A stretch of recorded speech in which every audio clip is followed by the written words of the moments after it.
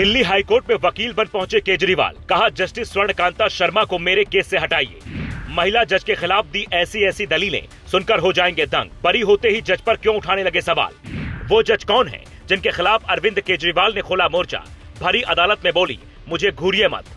क्या शराब घोटाले से बरी होने की खुशी में अरविंद केजरीवाल कुछ भी कर रहे हैं? देश के इतिहास में शायद ये पहला मौका होगा जब किसी पूर्व मुख्यमंत्री ने जज के सामने ही खड़े होकर भरी अदालत में जज के फैसले पर ही सवाल उठा दिए। 10 ऐसी दलीलें गिनवाई जिसे सुनकर पूरा कोर्ट रूम सन रह गया और जस्टिस स्वर्णकांता शर्मा को ये तक कहना पड़ा कि आप मुझे घूरिए मत।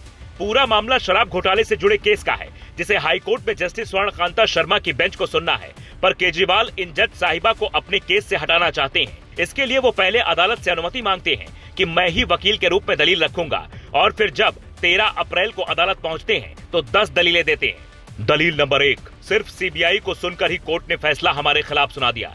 मुझे लगा मामला पक्षपात का है, इसीलिए मैंने चीफ जस्टिस को पत्र लिखा और अब यहाँ आवेदन दिया। दलील नंबर 2, पहले आपने कहा गवाह बने, आरोपियों के बयान मान्य हैं, लेकिन 5 मिनट की सुनवाई के बाद आपने ट्रायल कोर्ट के गवाहों की गई टिप्पणियों को गलत बता दिया। दलील नंबर 3, सत्येंद्र जैन बनाम ईडी के मामले में जज बदले गए, इसलिए यहाँ भी ऐसा होना चाहिए। सवाल जज की ईमानदारी का नहीं बल्कि मेरी आशंका का है। दलील नंबर 4, जांच अधिकारी के खिलाफ कार्रवाई सिर्फ सीबीआई के कहने पर रोक दी गई, जो मेरे मन में पक्षपात की आशंका पैदा कर रहा है। दलील नंबर 5, मुझे सीबीआई की याचिका की कॉपी तक नहीं दी गई। ऐसा लगा एक तरफा आदेश से ट्रायल कोर्ट का ज्यादातर फैसला खत्म कर दिया गया। दलील नंबर 6, मनीष सिसोदिया के केस की सुनवाई काफी तेजी से हो रही है, लेकिन ये स्पीड बाकी केस में नहीं दिखती। दलील नंबर 7, इस कोर्ट में सीबीआई और ईडी की लगभग हर दलील मान ली जाती है, उनकी हर मांग आदेश बन जाती है। पहली सुनवाई में एक तरफा आदेश दिया गया। दलील नंबर 8, इस कोर्ट के सामने पहले ही 5 केस आ चुके हैं जिसमें अदालत की टिप्पणी अपने आप में फैसले के समान थी। दलील नंबर 9, अधिवक्ता परिषद नाम का संगठन जो आरएसएस से जुड़ा है, उसके कार्यक्रमों में आपने 4 बार हिस्सा लिया। हम उस विचारधारा के खिलाफ हैं। ऐसे में मेरे मन में सवाल है, क्या मुझे निष्पक्ष न्याय मिलेगा या नहीं? दलील नंबर 10, अगर जज के करीबी लोग किसी पक्ष से जुड़े हों तो वो खुद को उस केस से अलग कर लेते हैं। मेरा निवेदन है, इस बात पर विचार होना चाहिए। हालांकि केजरीवाल की दलीलों का सीबीआई ने विरोध किया और साफ कहा किसी कार्यक्रम में जाने से इस तरीके की बातें नहीं होनी चाहिए। यहाँ तक कि जस्टिस स्वर्णकांत शर्मा ने यह भी कहा कि मैंने कहा वहाँ कोई राजनीतिक बयान नहीं दिया।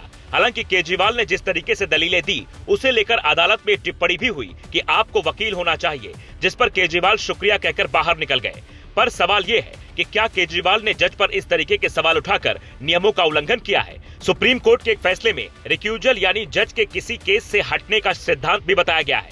कई बार आपने सुना भी होगा कि फला केस से किसी जज साहब ने खुद को अलग कर लिया, पर यहाँ केजरीवाल के केस में कहानी अलग है।